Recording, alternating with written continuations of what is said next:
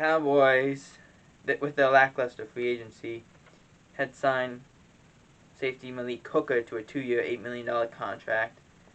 The Patriots, just today, have re-signed Trent Brown to a 2-year contract.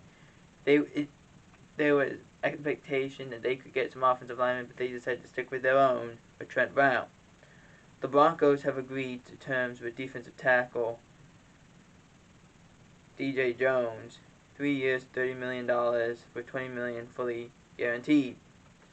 Former Cowboy safety Xavier Woods signed a 3-year, $15.75 million deal with the Panthers. The Chiefs have signed safety Justin Reed, 3 years, $31.5 million, $20 million guaranteed, after they had let go or decided not to re-sign Tyrann Mathieu.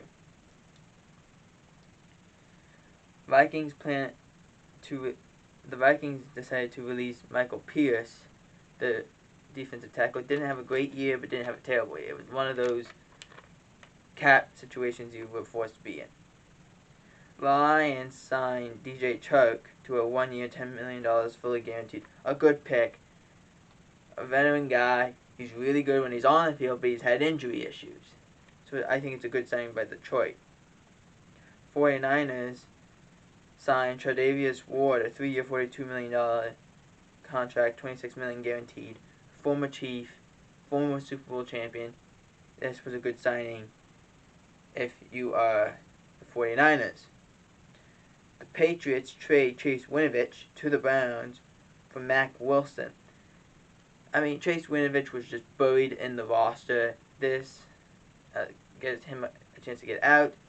Mack Wilson is brought in as the Patriots right now have a lackluster linebacking core. It was a good signing for them on their behalf.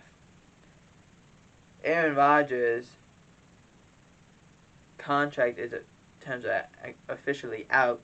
Essentially, it's a 3-year contract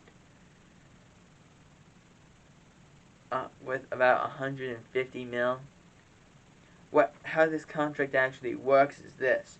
It's a 2-year contract. The third year is more like a space year. So, if they do decide to cut...